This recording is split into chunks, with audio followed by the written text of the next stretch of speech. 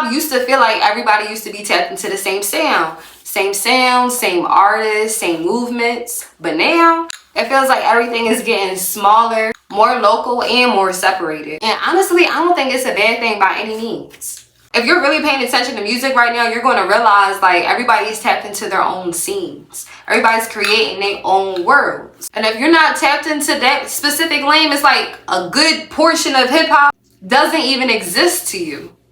It's so many rappers out here, like I've been talking about in the previous videos, that are creating their own worlds and bringing us into their world. I'm in Philly, right? This is Philadelphia, the city of brotherly love, the city of spitters. Like, in Philly, we got our own music scene. It's a big, thriving music scene, but many people that's not from the city don't even really know it exists. They might know a few artists that's popping outside of the city. For the most part, people don't really know all the artists that we have to offer. And that's not unique to Philadelphia. The same thing is happening in Detroit.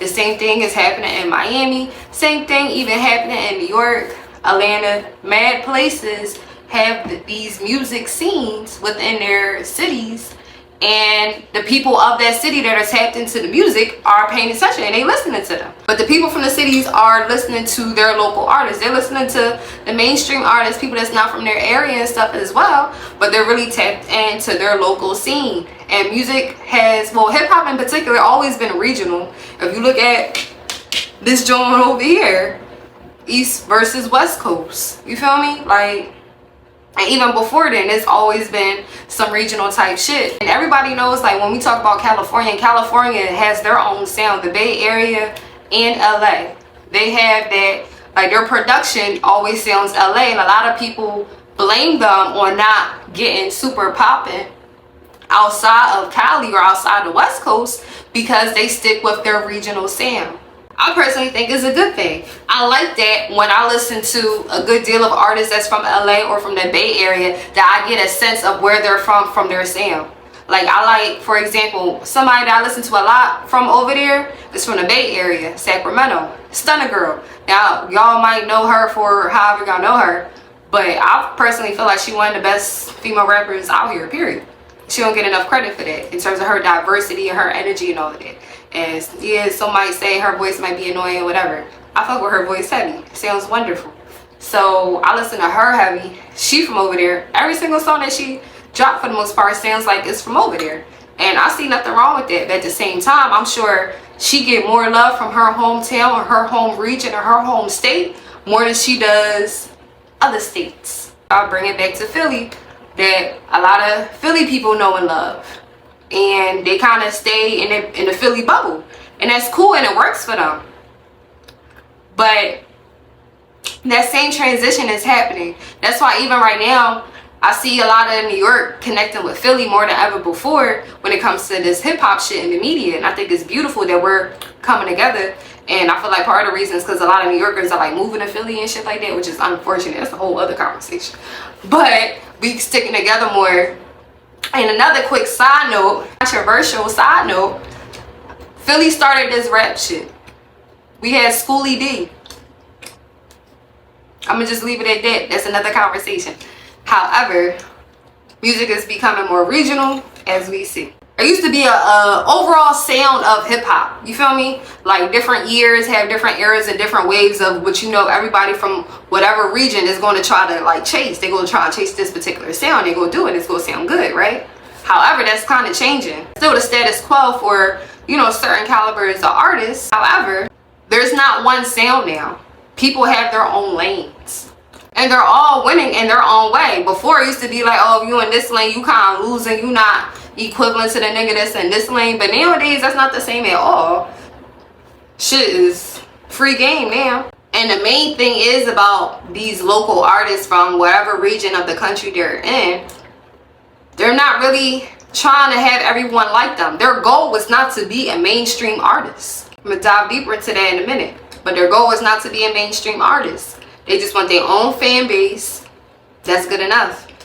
What we're seeing now in the industry, if you tapped into music and wherever you from, if you from Philly, if you from New York, wherever you from, there's local scenes popping now in your area. And it's not just different genres of music. It's like actual underground communities. Artists these days, they not waiting for the whole world to catch on to them. Like, they just not doing it. They not waiting for the label to come sign them and be like, oh, here you go, we gonna do this, that, and the third with you. No, they creating their own shit, and that's what they have to do, because, I mean, low-key, that's what the labels say they want. They want to say, they say, you know, the motto goes, oh, we don't do artist development anymore. You gotta do your own thing, build yourself up. We see interest in you once you build yourself up and you popping on your own, then we'll back you. You feel me? That's what they say happens. So niggas is adhering to that. So because we got Instagram, primarily Instagram, we could say social media, but we go give credit to Instagram because we know Instagram is with the music, like more than Twitter, more than TikTok, more than Facebook. So because we have Instagram now, it was supposed to make all of us feel more connected, but it divided us, some in good ways, some in bad ways. Nonetheless, it created pockets.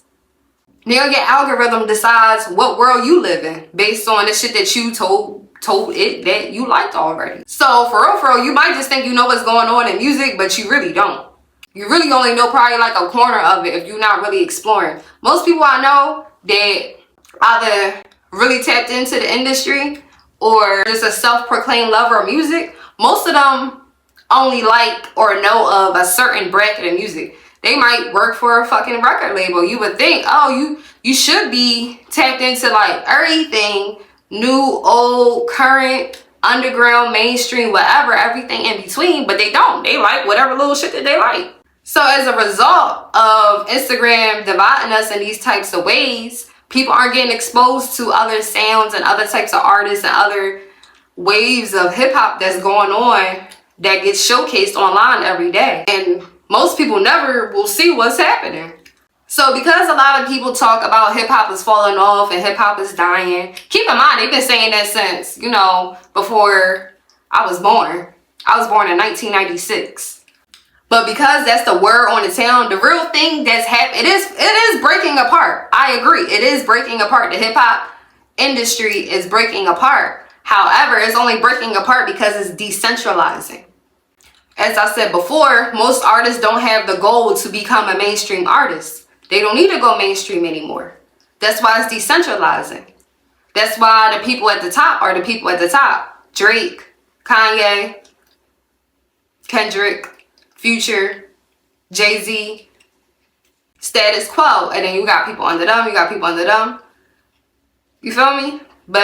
And everybody can work. Even the people at the lowest level. People can go on a 5-city tour. I'm not sure how profitable it would be, but someone can go on like a 5-city tour, let's just say across the East Coast, and have like 15 people come to their show that pay for their ticket. And they cool, and they could just do that for a living. That's their whole bit. Like, you feel me? I don't like saying it because Philly ain't no Bloods in Philly.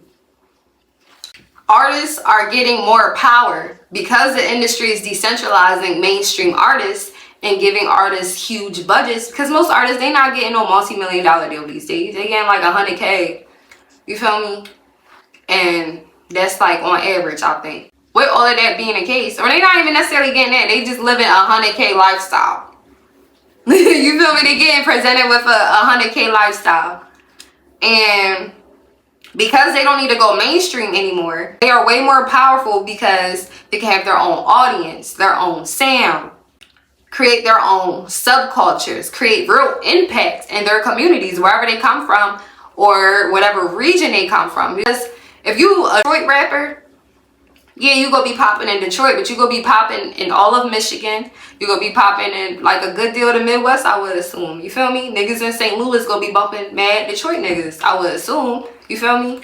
And that sound is gonna stay regional to the Midwest. Yeah, people in Philly or people in LA, people in Atlanta going to listen, but for the most part, I feel like you get more love at home. At home has to see that you get love elsewhere as well to some degree, but your main love gonna come from at home.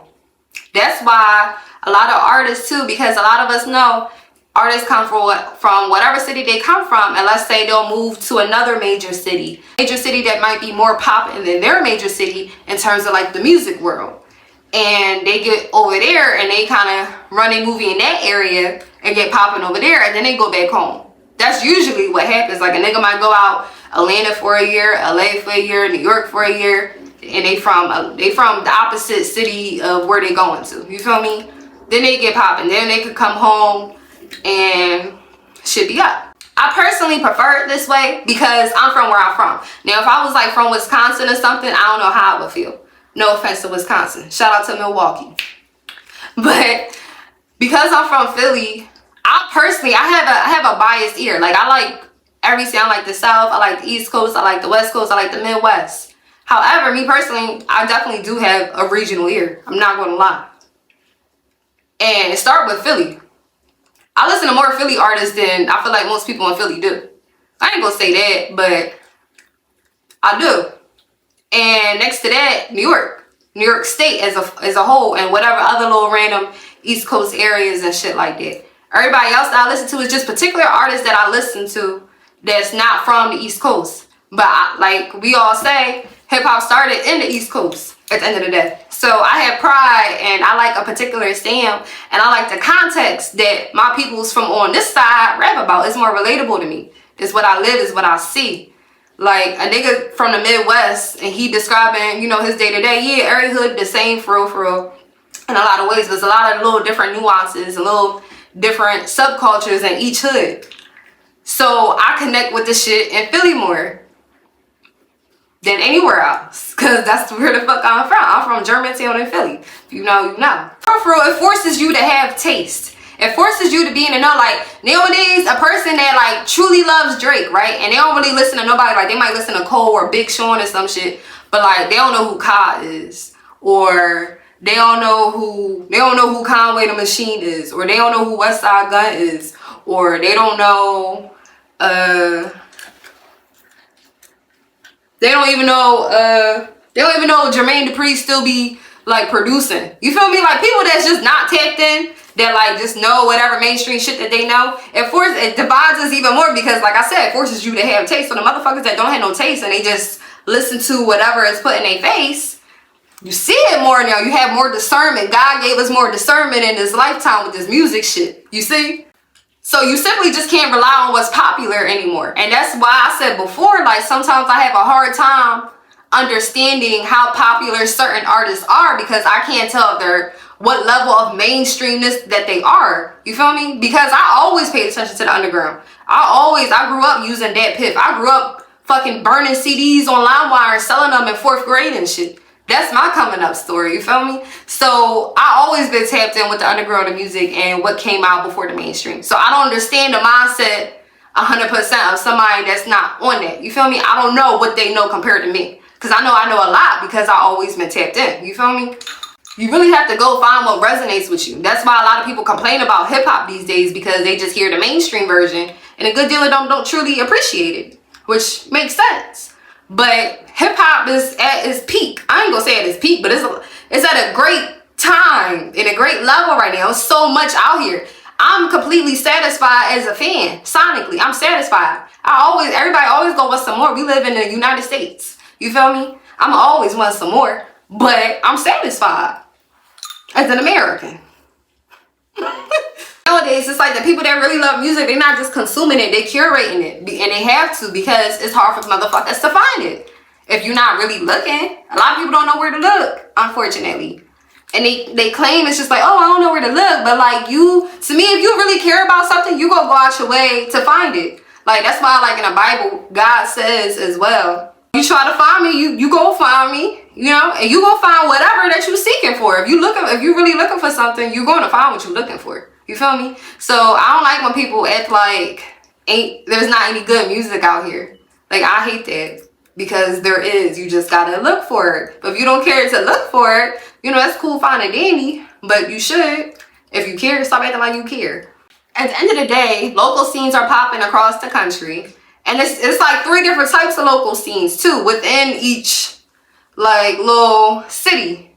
Cause even with that, you know, you got your white people doing they shit, but if we just talking about, you know, just pure hip hop, there's 3 scenes of hip hop per city. Underground hip hop that's going on. Artists collaborating with other artists, doing shows and all other types of shit like that. If you tapped into some type of regional rap wherever you from, even if it's not, like for example, right? if you from Milwaukee, Wisconsin, and all you do is listen to Buffalo niggas. You just love listening to niggas from Buffalo, New York. That's like your whole bit. Like, do that. You feel me? Drop that shit in the comments. Like, I want to know. Like, is that you? Like, what's your favorite region of hip hop currently? Like I said before, my favorite is Philly, and then the East Coast as a whole. And then after that, I don't really have a favorite. It just depends on my wave or whatever. Why I say my wave? I don't know. But it depends. Also, I want to add as well, like, people are listening to their local artists because it's more trust there. It's more familiarity. You might have went to school with niggas. You feel me? You might be friends with niggas. This might be whoever. Like, you feel me? Might be your fucking cousin. It's way more relatable. I feel like all of us at this point got some poppin' artist or rapper from our city. If we from a major city, or if you're not from a major city, whatever is the closest major city to you. Like, is a rapper that you know that's from that city.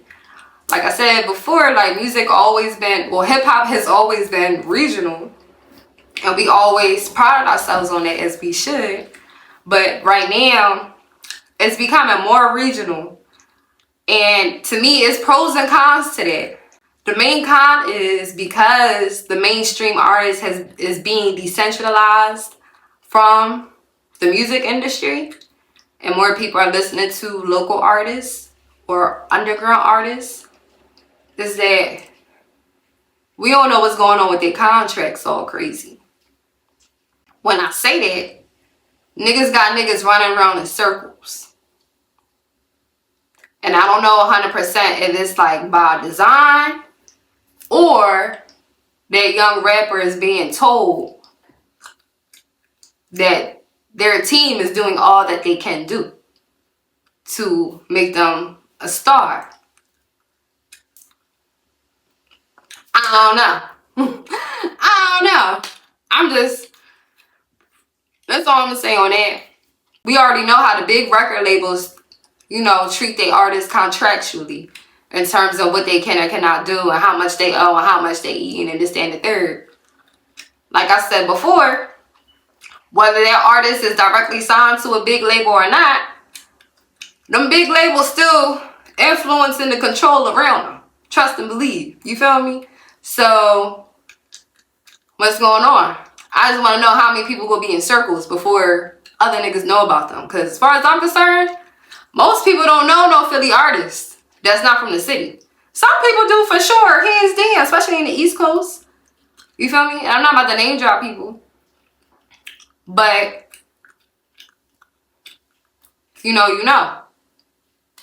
It just be interesting to me. Like, I just be concerned about what artists be going through. And artists can't talk on it for real. Because, you know, it's part of the contract. But should just be interesting how the decentralization of the industry is happening and more people, there's more local artists. And because, so look, right, let me break this down too for the ones that don't get it, right? When we say local artists or underground artists, or even a quote-unquote independent artist, hold on, before I even say all of that, niggas gotta realize, if you know a nigga that's like rapping and he has some type of fan base that's more than just his personal circle of friends or her. If you know somebody that's making music and they have any type of fan base that's more than just a circle of friends, 9 times out of 10, majority of the time, especially if they got like, their numbers go crazy on shit, they got high numbers, like you see all the social proof. These niggas are not independent. There's no such thing as independent.